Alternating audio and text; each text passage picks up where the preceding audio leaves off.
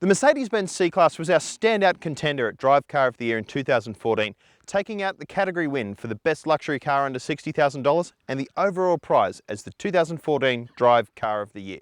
But this year it has some stiff competition in its category, starting with natural competitors such as the Lexus IS200 Turbo and Jaguar's all-new and critically important XE sedan.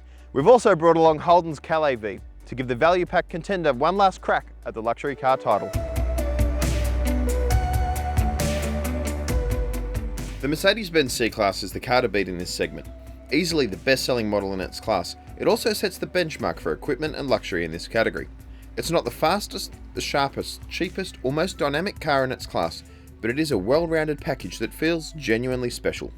The C200 is the entry point into the C-Class range, but you wouldn't know it looking at a cabin that feels solid and well appointed. The car is loaded with driver aids such as autonomous emergency braking, and it also has adaptive suspension to keep you comfortable on the open road.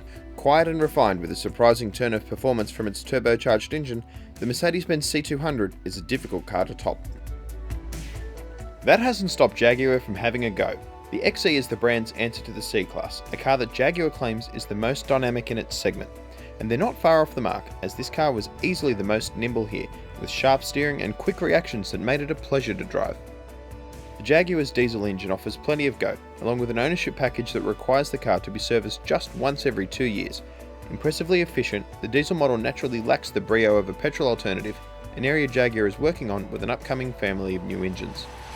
But the XE Prestige is a little less impressive inside, where its clean cabin design was criticised as boring and not quite as special as its key rivals.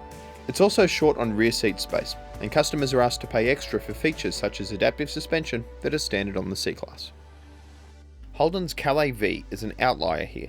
The Australian contender is much bigger than its more compact rivals, and it has a significantly more usable rear seat space.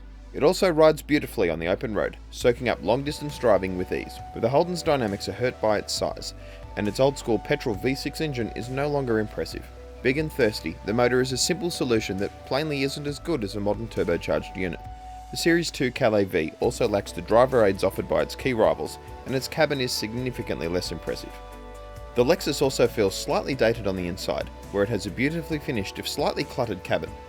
The same cannot be said under the bonnet, where the new IS200t benefits from a turbocharged engine that offers an impressive 180 kilowatts and 350 Newton meters, along with decent fuel economy. The Lexus feels sharp on track and steers well on the open road too.